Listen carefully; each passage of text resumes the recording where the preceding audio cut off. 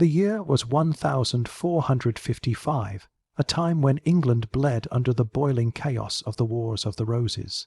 The kingdom trembled between the rival houses of Lancaster and York, and in the middle of this storm stood a young girl who should have been playing with wooden dolls, not shaping the fate of a dynasty. Lady Margaret Beaufort, barely 11 years old, was too young to understand the weight of political strategy, yet the crown's future would soon rest inside her fragile body.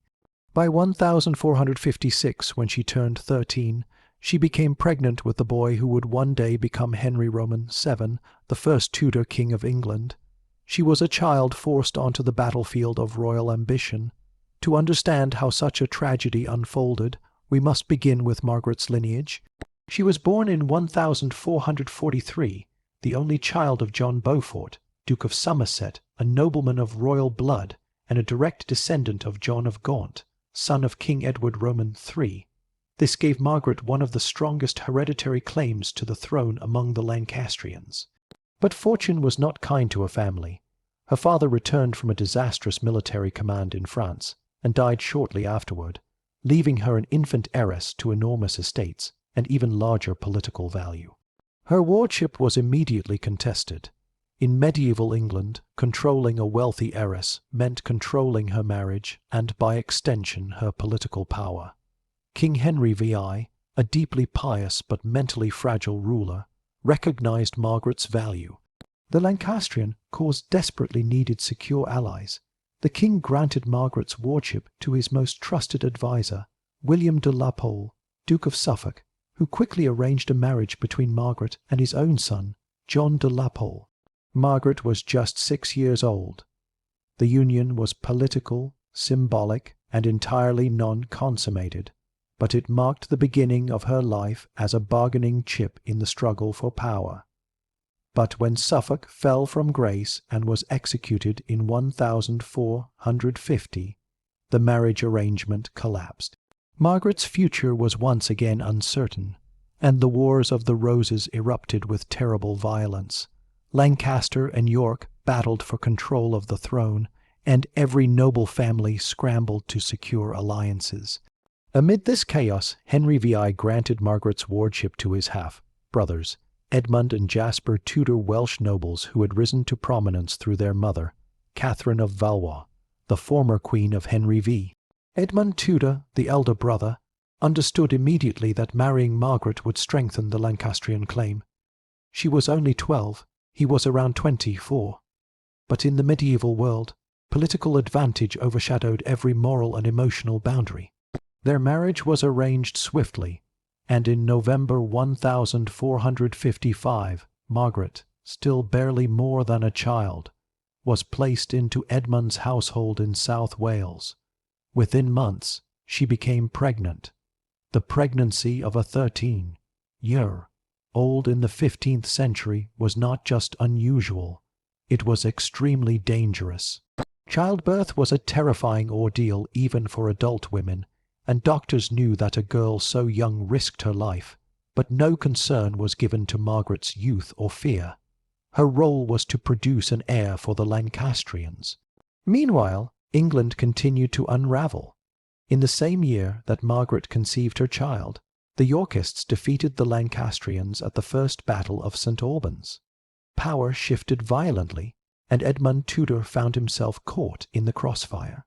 While Margaret was enduring her difficult pregnancy, Edmund led Lancastrian forces across Wales. But in 1460, he was captured by Yorkist soldiers and died in captivity, leaving Margaret not only pregnant but widowed at 13. She had no husband, no protector, and no certainty of survival. The political world she had been forced into now left her alone, vulnerable, and carrying a child whose birth could decide the future of England. Margaret was sent to Pembroke Castle under the care of her brother-in-law Jasper Tudor, a man who would remain loyal to her for life. The winter was harsh, the castle cold and isolated, and Margaret, thin, small, and physically unprepared for childbirth, struggled through agonizing months. Medieval writers later noted that she remained unusually petite even in adulthood, perhaps because early pregnancy stunted her development. In January 1457, she went into labor. There are no detailed medical notes from that day, no written midwife accounts, but historians agree that her survival was miraculous. She was a child giving birth to a child. Her body was simply not ready, and the labor was excruciatingly prolonged. It changed her forever, physically and emotionally. Margaret would never again be able to bear another child, a consequence widely attributed to the trauma of this birth. But the child she delivered, tiny, fragile, and born into a kingdom at war, was Henry Tudor, the boy who would someday become King Henry Roman VII, founder of the Tudor dynasty. As snow fell outside the castle walls, the world had no idea that this painful moment, born in blood and fear, would eventually reshape English history. Henry's birth marked the survival of the Lancastrian line. Without this 13-year-old girl's impossible endurance, England might never have seen the Tudors, never witnessed the reign of Elizabeth I, never experienced the cultural revolution of the English Renaissance. But at this moment, none of that mattered to Margaret. She was just a girl lying in a cold chamber, exhausted, shivering, holding the only child she would ever have. Her life had been decided for her, shaped by men who valued titles and thrones over human innocence.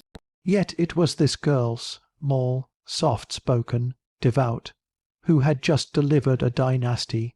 When Lady Margaret Beaufort gave birth on 28 January 1457, inside the rugged stone walls of Pembroke Castle, the Wars of the Roses were already tightening their grip on England. Outside, armies were choosing banners and sharpening swords. Inside the castle, a 13-year-old girl lay pale and trembling, trying to understand motherhood long before she was ready. Margaret had survived a birth that many believed she would not live through. But the price of survival was steep. She would never again have another child. The violent labor had permanently damaged her young body, a fact that shaped her identity for the rest of her life. Her son, Henry, was her sole legacy in blood, and that reality hardened her resolve. Yet even as she held her newborn, danger lurked. The Yorkists had gained momentum after the death of her husband, Edmund Tudor, who had perished in Yorkist captivity months before Henry's birth. Margaret was now a widow at 13, with an infant heir whose bloodline threatened rival factions. Her son's survival depended entirely on political maneuvering and the protection of powerful allies. Fortunately for her, Jasper Tudor, Edmund's younger brother, became her guardian angel in a world filled with treachery. Jasper recognized instantly that Henry was not just a newborn. He was the last viable Lancastrian heir, with a legitimate claim through both Beaufort and Tudor blood. Though Henry VI still lived, the king's bouts of mental collapse and the instability of the Lancastrian line meant that baby Henry carried immense symbolic value. Jasper sheltered Margaret and her child within the stone walls of Pembroke, turning the castle into both a refuge and a training ground for future ambition. Margaret, meanwhile, found herself navigating widowhood, motherhood, and political survival simultaneously. While most girls her age were being taught embroidery and court manners, she was learning how to negotiate with nobles, oversee estates, and secure alliances that ensured her child's safety. Her intellect, often underestimated because of her youth, quickly became her greatest weapon. She studied religious texts, administrative documents, and the intricacies of noble networks. In an era when women were expected to remain silent in politics, Margaret embraced strategy as her shield. But peace never lasted long. In 1461, the Yorkists dealt a massive blow to the Lancastrian cause at the Battle of Towton, one of the bloodiest battles ever fought on English soil. The Lancastrians were crushed, King Henry VI fled, and Edward Roman IV, a tall, charismatic Yorkist prince, seized the throne. Margaret Beaufort's world turned upside down. She was now the mother of a Lancastrian child living under a Yorkist king who had little interest in preserving the heirs of his enemies. Yet Edward Roman IV made a surprising decision. He did not confiscate Henry's lands or imprison him. Instead, he allowed the boy to remain under the guardianship of William Herbert, a loyal Yorkist noble. Herbert was granted Pembroke Castle and, with it, custody of young Henry Tudor. Margaret had no power to stop the king's decree. Her child was taken from her care. She was still only a teenager. This separation created a deep emotional scar that never healed. Margaret was forced to accept a harsh truth. Motherhood, for her, would never be defined by closeness or domestic life. Instead, it would be defined by political survival. If she wished to see her son live, she had to play the long game. During this dangerous period, she remarried. Her new husband was Sir Henry Stafford, a member of the Yorkist-leaning Stafford family. The marriage was political, not affectionate, but Henry Stafford proved gentle and reasonable. Through him, Margaret gained access to Yorkist circles, which allowed her to quietly influence decision-making while maintaining the appearance of loyalty. She showed Edward Roman IV that she posed no threat, even as she secretly preserved her hopes for her son's future. Meanwhile, Henry Tudor grew under Herbert's watch. Records describe Henry as a serious, quiet child, observant and cautious. He understood from a young age that his lineage made him important and endangered. Herbert treated him kindly, planning to marry him into his own family to secure influence. But politics shifted rapidly, and nothing remained stable for long. By 1470, a dramatic twist altered the kingdom again. The once rebellious Earl of Warwick, known as the Kingmaker, turned against Edward Roman IV and restored Henry VI to the throne. Margaret's heart must have raced at the news. She believed for a moment that her son's future as a Lancastrian prince might finally be secure. But the triumph was short-lived. In 1471, Edward Roman IV returned, defeated Warwick, and once again took the crown. Henry VI was killed within the Tower, extinguishing the direct Lancastrian line. Suddenly, young Henry Tudor, now 14, became the last surviving male with a legitimate Lancastrian claim. This made him a target. Jasper Tudor, sensing imminent danger, seized the boy and fled Wales. Their only hope was exile. If Henry remained in England, he would either be killed or forced into Yorkist control forever. Jasper gathered a small handful of loyal followers, and together they escaped across the sea. Their destination, Brittany, a semi-independent duchy that could protect him from Yorkist assassins. Margaret, still in England, was now separated from her son not just by politics but by an entire ocean. She did not know when she would see him again, yet this distance only strengthened her resolve. She dedicated herself fully to religion, political networking, and strategic patience. Her prayers became her shield. Her alliances became her weapons. By now, she had become one of the most intelligent political operators in the kingdom. She maintained ties with the Yorkist court through her current husband, while nurturing quiet loyalty to the Lancastrian cause. She wrote letters, coordinated supporters, and analyzed every movement of Edward Roman IV's court. Margaret understood a critical truth. The Yorkists were strong, but they were not invincible. Every dynasty eventually fractured from within. Her prediction proved correct. As the years passed, Edward Roman IV's rule grew increasingly unstable. His relationship with the nobility weakened, his court became divided, and whispers of discontent spread through England. Margaret recognized opportunity forming in the shadows. Her son was still alive. The Lancastrian bloodline was not broken. She began imagining a future where Henry Tudor would return not as a fugitive, but as a claimant to the throne. But this dream was dangerous. If discovered, it meant execution, so Margaret continued playing her dual role with flawless precision. In public, she was the dutiful noblewoman aligned with the Yorkists. In private, she was building connections with powerful figures frustrated with Yorkist rule. Among these was Lord Thomas Stanley, the man who would become her next husband, and eventually play a decisive role in English history. For now, however, England continued to shift under the pressure of competing ambitions. Margaret watched, waited, and maneuvered from the shadows. her mind always turning back to one truth: her son's destiny. Henry Tudor was growing into adulthood in a foreign land, learning discipline, composure, and political awareness. Meanwhile, his mother, forced into adulthood before her time, was quietly stitching together the foundations of a rebellion that had not yet been declared. By the early 1470s, England was more unstable than it appeared. King Edward Roman IV sat on the throne, but his rule was far from secure. Factional disputes plagued his court. Powerful nobles drifted between loyalty and rebellion, and the legitimacy of Yorkist rule was constantly questioned. Meanwhile, across the English Channel in the Duchy of Brittany, a young Henry Tudor, now in his late teens, was growing under the watchful eye of Duke Francis Roman II.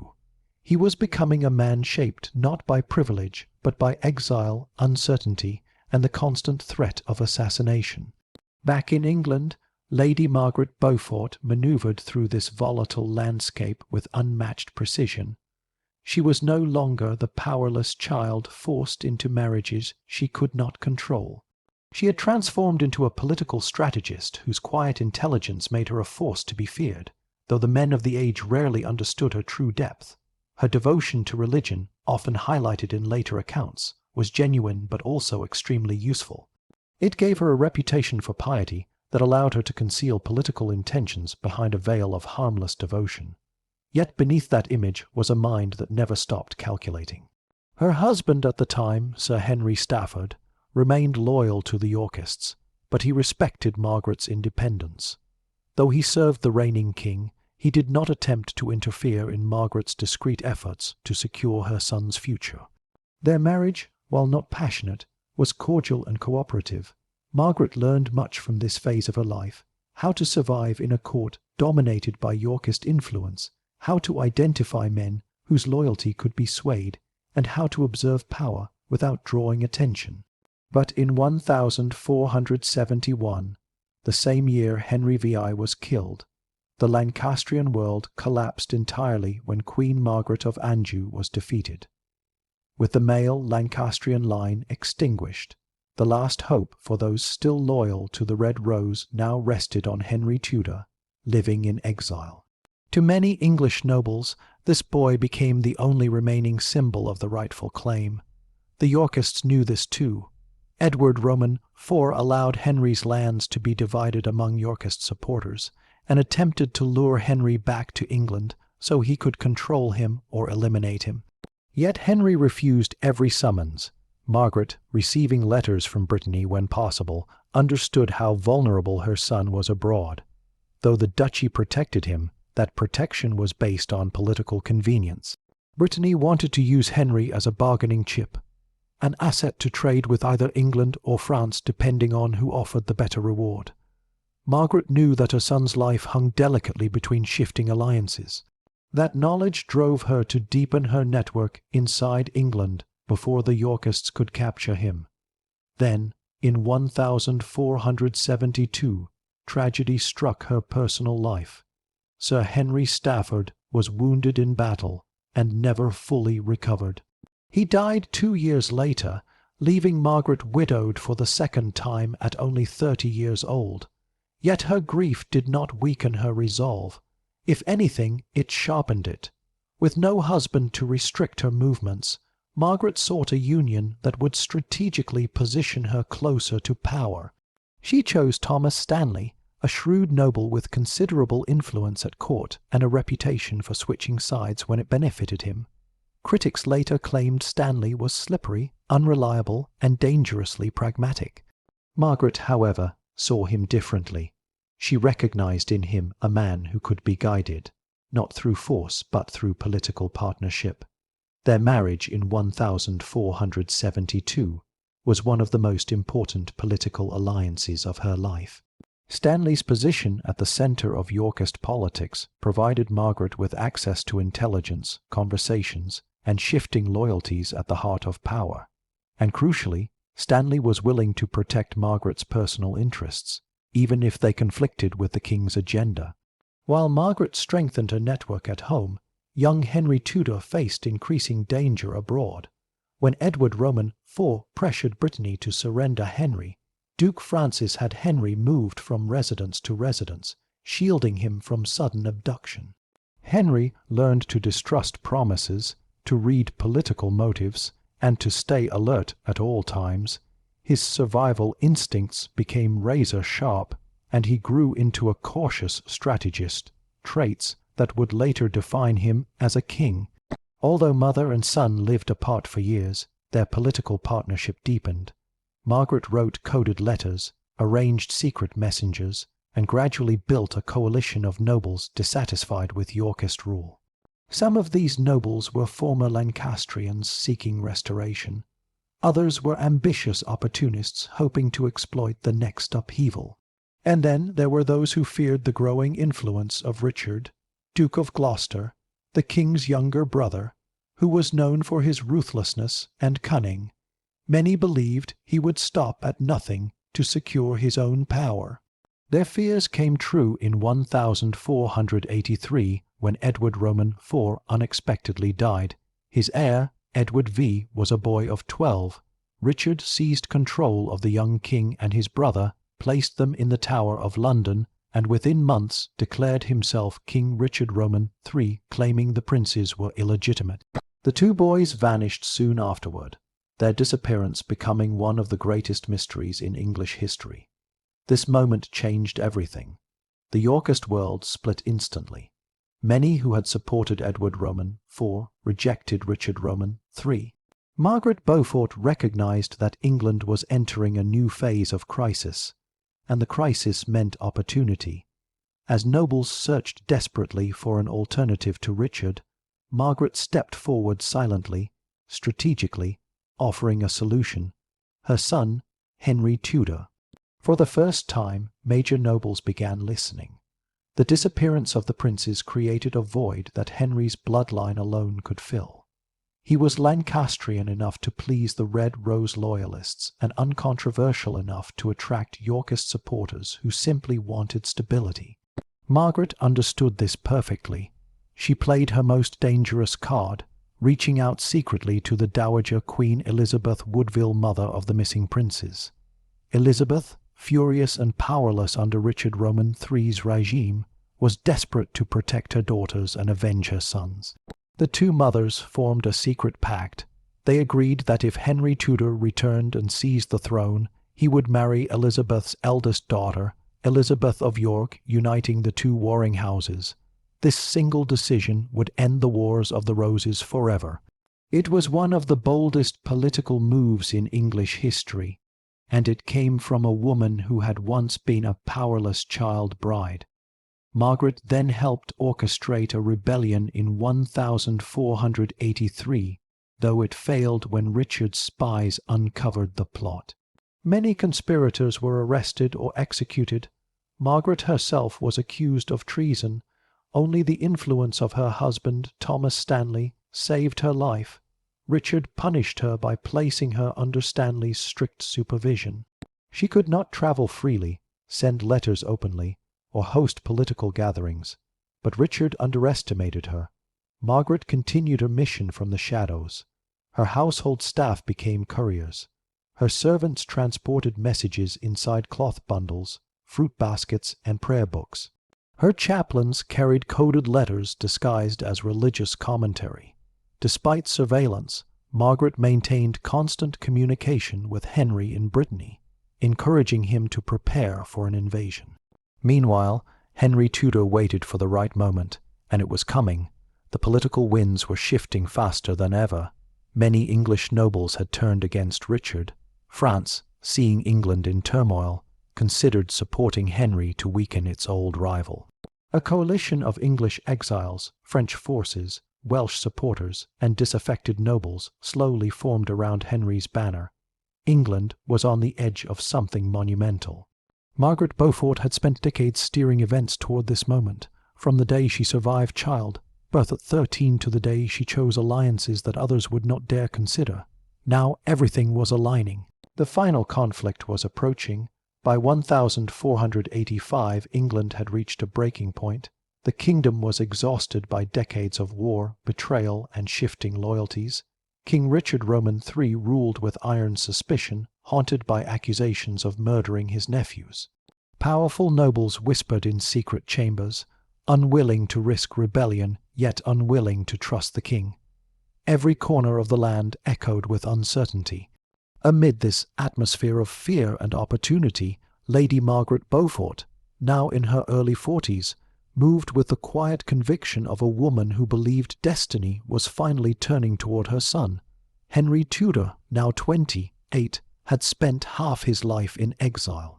Those years hardened him, shaped his patience, sharpened his caution, and taught him the calculated discipline he would need to claim a throne through strategy rather than sheer force. But the tides were shifting in his favor. France, seeing England weakened, agreed to support his invasion. Exiled English nobles pledged loyalty. Welsh supporters remembered their Tudor roots and prepared to rise for him. And behind every alliance stood the guiding influence of Margaret Beaufort. Henry set sail from France on 1 August 1485 with a modest army, far smaller than Richard's forces.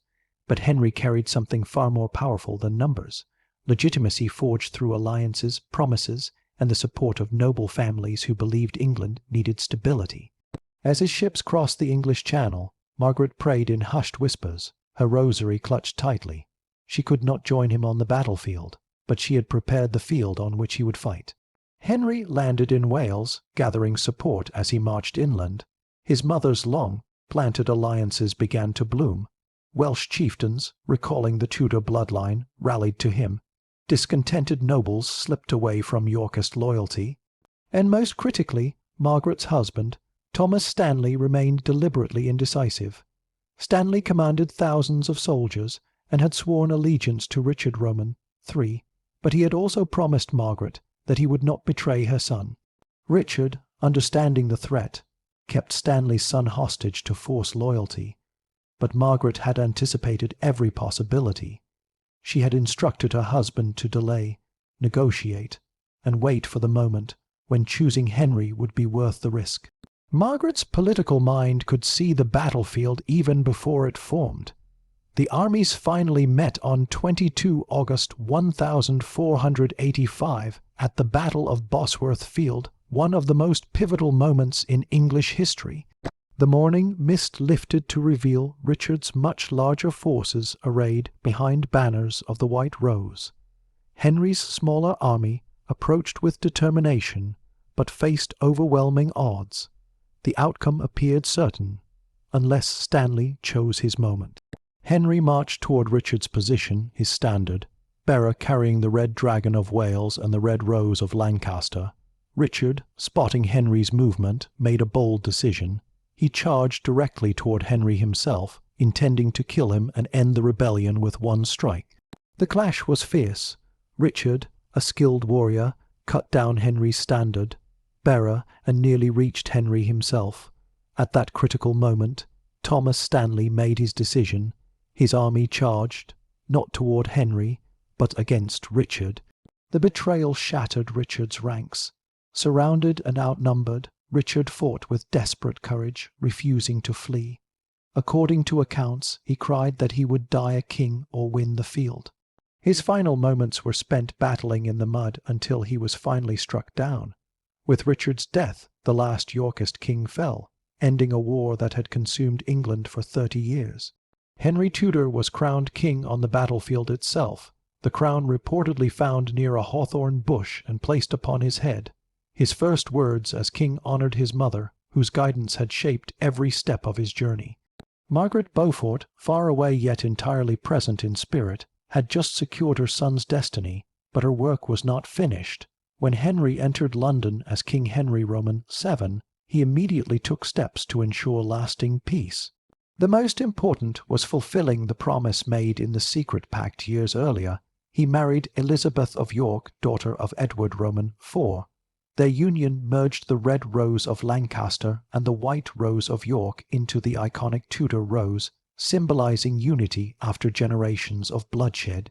Margaret witnessed the marriage with pride, knowing that her strategy had accomplished what armies alone never could.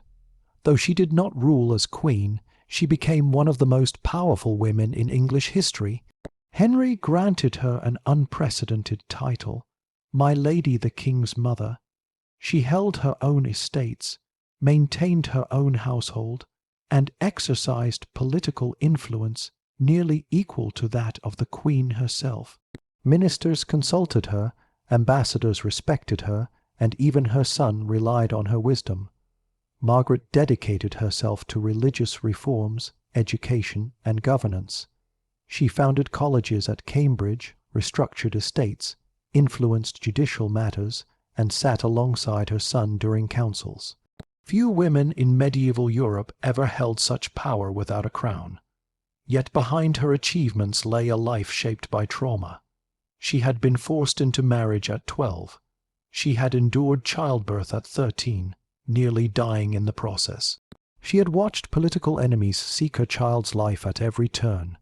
She had lived through civil war, widowhood, exile, and danger, and yet she emerged as the architect of a dynasty.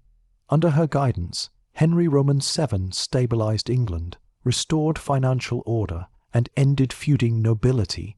Their reign set the stage for the Tudor Golden Age under Henry Roman VIII and Elizabeth I.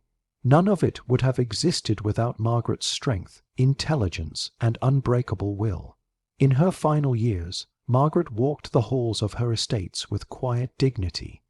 Her life had begun in fear and loss, but it ended in triumph. When she died in 1509, just days after the death of her son Henry Roman VII, her grandson Henry Roman VIII ascended the throne. The Tudor dynasty she fought to create was secure. Her story remains one of the most extraordinary in English history. A girl who became a mother at 13, a widow before womanhood, a strategist before adulthood, and the silent force behind a dynasty that changed the world. Lady Margaret Beaufort did not wield a sword. She did not lead an army. She did not wear a crown, but she built one. And through her determination, England was transformed forever.